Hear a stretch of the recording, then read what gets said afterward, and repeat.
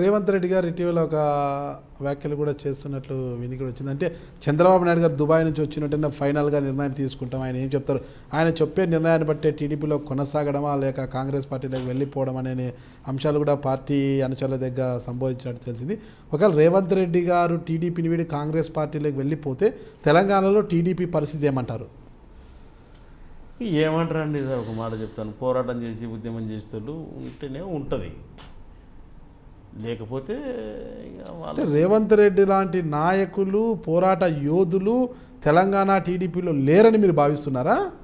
ఎందుకు లేరు, ఉన్నారు, ఉండొచ్చు. మేము 3.5 సంవత్సరాల నుంచి చూస్తున్నాము, గతం నుంచి కూడా చూసినాము. ఇక్కడ ఏ రకంగా తెలంగాణ ప్రజలకు సైకాలజీగా పట్టుకొని పోరాటం చేసేటట్టు పోతుంది. ఎందుకొరకు అంటున్నామంటే ఈరోజు మన మీద ఆంధ్ర పార్టీ అని చేసిన ముద్రను తొలగించుకొని ఇప్పటికి కూడా అంటారండి వాళ్ళు, టీఆర్ఎస్ వాళ్ళు, తెలుగుదేశం పార్టీ అధికారంలోకి వస్తే మన చంద్రబాబు నాయుడు పెత్తనం ఉంది అని అంటారు. ఎంత దిమాగ్ లేని మాటలు మాట్లాడుతుంటారంటే ఈ మాటను కూడా చాలామంది ప్రజలను గందరగోళానికి గురి చేస్తుంటుంది. తెలుగుదేశం అధికారంలోకి వస్తే మన చంద్రబాబు నాయుడు అవుతారు, మళ్ళీ ఆంధ్రప్రదేశ్ తెలంగాణ కలుపుతారు వీళ్ళని చెప్పేసి అని చెప్పే నాయకులు కూడా ఉన్నారు సార్. అంటే మా తెలంగాణ ప్రజల్ని అంత గొర్రెలాగా భావించి పరిపాలిస్తున్నారు వీళ్ళు.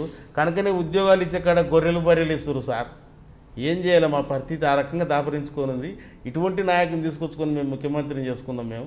కనుకనే ఇతను వెంటనే సాగనంపారే, మనం అభివృద్ధి చేసుకునేటట్టుగా ముందుకు సాగే పార్టీలను తీసుకొచ్చుకుందాం అనేది లక్ష్యం సార్ మాకు. ఇక్కడ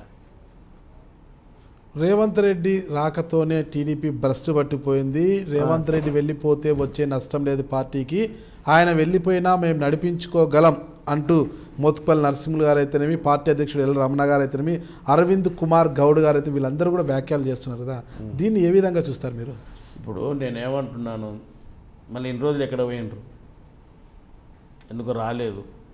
చంద్రబాబు నాయుడు దగ్గర మీటింగ్లకు వచ్చారు కదా, సభలు పెడదామని అనుకున్నాం కదా, మరి రాలేదనుకో. మోత్కుపల్లి నరసింహులు గారు రాలేదనుకో, అరవింద్ కుమార్ గౌడ్ గారు అడపదడప వచ్చింది. తర్వాత ఒక మీటింగ్కు ఎల్రమణ గారు వచ్చేది, ఒక మీటింగ్ రాలేకపోయేది. ఇటువంటి పరిస్థితులు ఉండేటివి. అయితే ఏమైందంటే వాళ్ళ లోపల కూడా ఒక ఈర్ష్య అనేది బయలుదేరిందండి. అంటే మనిషి తనను తాను సంస్కరించుకోబడాలని అంటాను నేను. ఎందుకంటే ఉద్యమాల నుంచి వచ్చిన వ్యక్తిని కనుక, ఒక దళిత ఉద్యమాల నుంచి, దళిత వర్గాల నుంచి వచ్చినది కనుక, కింది స్థాయి నుంచి వచ్చినది కనుక నేను చెప్తున్నాను, ఎదుగుతున్న వ్యక్తిని ఇంకా ఎదగడానికి కాళ్ళ కింద చేతులు పెట్టి పైకెత్తాలి. కానీ వీడు పైకి ఎదుగుతుండు కదా అని చెప్పేసి కాలు పట్టి గుంజే తత్వాన్ని మానేసుకోవాలనేది నేను విజ్ఞప్తి చేస్తాను. ఎందుకొరకంటే రేవంత్ రెడ్డి గారు యువకుడు, ఆయనకు తగ్గట్టుగా ప్రభుత్వాన్ని ఏ రకంగా సమాధానం చెప్పాలో ఆ రకంగా చెప్తుండ్రు. ప్రజల నుంచి ఆ రెస్పాన్స్ వస్తుంది. ఆ రెస్పాన్స్ను కూడా తట్టుకోలేకపోతుండ్రు వీళ్ళు అంటుండే.